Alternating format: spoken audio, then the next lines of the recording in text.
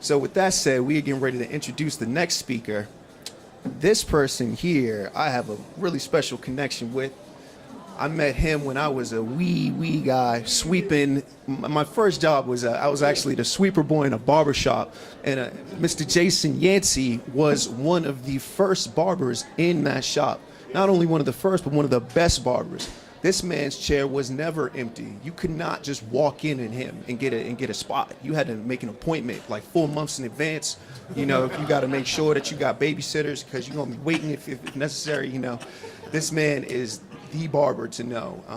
He, helped me out a lot when I was younger. He then moved and left the shop, and we were hurt. Like, oh no, Jason, where you going? But he had bigger and better things to do.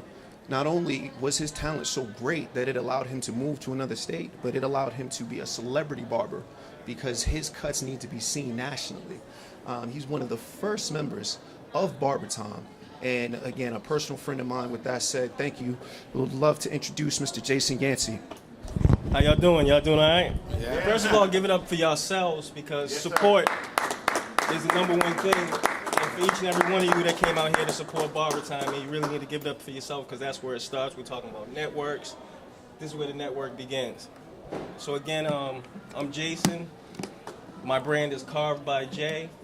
My shop's name is Carved Grooming Studio. I'm going to tell you a little bit about how I started and developed the passion for cutting hair. My mother was a single parent for a long time, and she always had me in the barbershop at least every 2 weeks, if not every week. We'd go every Saturday. She'd drop me off. I'd be there for 8 hours. You know what I mean? She'd drop me off at 7. I'd be there in the morning, like before they even opened the door. And it was a shop called Talk of the Town in Roxbury. And that's where I developed the passion because I could not understand why everybody looked up to these barbers. They was like famous, you know what I mean? Celebrities, like they were people waiting outside for them. And that's where I just wanted to develop. I wanted to be just like them.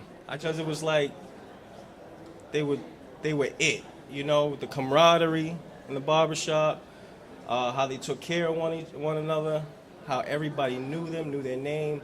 And I wanted to be like that. So about 12 years old, I got my first pair of clippers.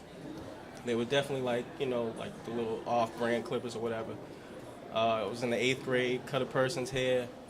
It was the worst thing ever. He was so traumatized that he didn't come to school for 3 days. That's how bad it was. Very bad, very bad. So then, I started getting better and saving my money to get the best tools. So by the time I was like 14, I had all the high-end tools. I had no idea how to use them. I actually had to go into another barbershop and have somebody teach me how to work the tools. I couldn't even open it. I couldn't get it started. You know what I'm saying? So I started doing that, and I got better and better as time goes on. Started cutting our hair out the house, which is cliche like most barbers do, cut out the bathroom, the house, bedroom, or whatever. My mother was on my back for hair tracking through her house every day. Started off charging like $3 to $5 a head, and then kept going. Started cutting through high school. I had no idea what I was gonna do after high school. My dad was on my back, son, what are you gonna do? You gonna graduate? What are you gonna do after school? I still had no idea. I didn't know where barbering could take me at that point. So I finally made up my mind. I graduated high school on a Sunday, and I decided to go to barber school on that Tuesday. I had already set everything up. After graduation, my dad comes up to me. Here he comes again. What are you going to do after you graduate? What are you going to do? I said, I'm going to barber school. You got that all set up? Yeah, I start Tuesday. Boom. It takes 1,000 hours to complete barber school, which is usually, 9 to 12 months. It usually takes people. I was done in 7. I would do extra stuff to get more hours. I would stay later. You know it. I would stay later. I'd be there every day. I never missed a day of barber school. Finished in 7 months. When I was almost done with barber school, they would kind of hire people at shops. I went to go, apply for a job, right? My first barber job, I was hyped. I was going to apply. I just knew I was going to get this job. I went in there, did my demo cut. Dude sent me away and said, maybe you need to finish out school.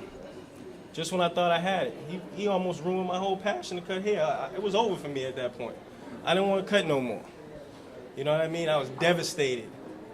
Finally found a way to pick myself up and try again. Went to do another demo cut at one of the, at that time was like the premier shop in the city of Boston, which was Mattapan's Finest, which people have mentioned before. I ended up getting that job, and I worked in that same barbershop for 15 years. Built a clientele up over 15 years. There were 10 barbers in there, 10 of the coldest barbers in the city, and I was the rookie. Yes, sir. So, it was hard to eat. But I had to be there before they opened and stay after everybody else left. And I just ate what they could until I built it up. So 15 years, same spot, never moved. I felt a little lag, like I felt like I could do more. I felt like I'd take my career to another level. I just wanted to be somewhere where I knew I could showcase my work at a higher plateau. So I decided to move to Atlanta.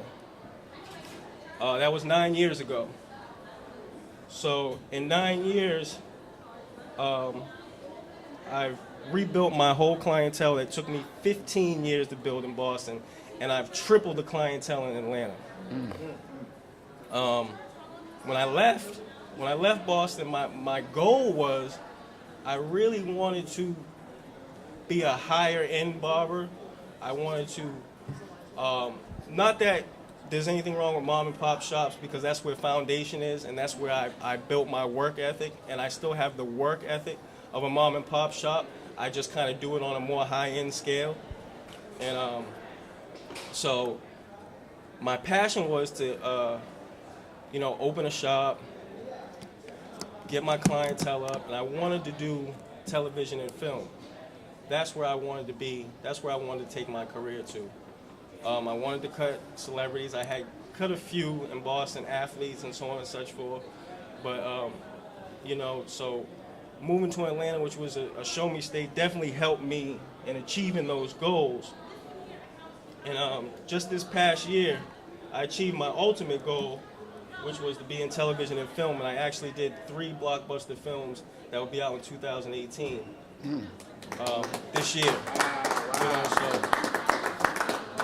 I've definitely been blessed.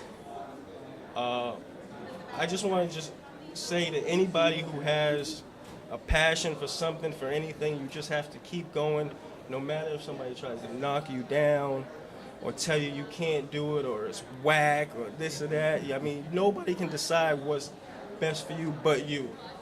So you have to keep going. You have to keep going. Something's gonna shake. Something's gonna shake. Something's gonna shake. I mean, look at this BarberTime. We've been doing this a long time. We started out with different entities, and this is a peak right now. And I'm so proud of what's become of this network. And I'm in the background right there. That's pretty dope. Yeah, that's dope. Yeah, but again, I'd like to thank BarberTime for having me, and I'm gonna always support this. It's always gonna be my main foundation, my main platform, and it was nice to be here, and I appreciate y'all taking the time out to listen to me, rant, rave, and tell my story a little bit. You know what I mean? So it feels good to be home and talk to some people. So if you don't know me and you have information, I'd like to know you. I'd like to get your contact info. We can keep in touch and network with each other. And mine is Carved by J. Everything Carved by J. Instagram, Carved by J. Facebook. www.carvedbyj.com is the website. Thank you all. Right.